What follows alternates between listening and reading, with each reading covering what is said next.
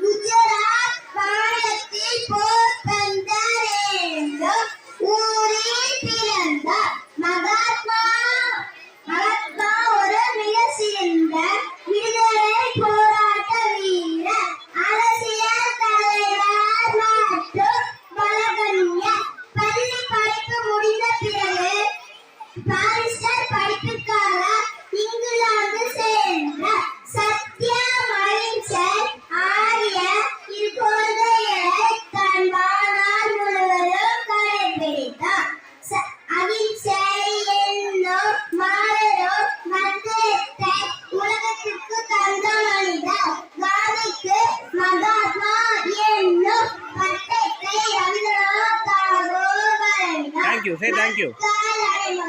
அவரை அன்புடன் பாபுஜி என்று அழைத்தனர்.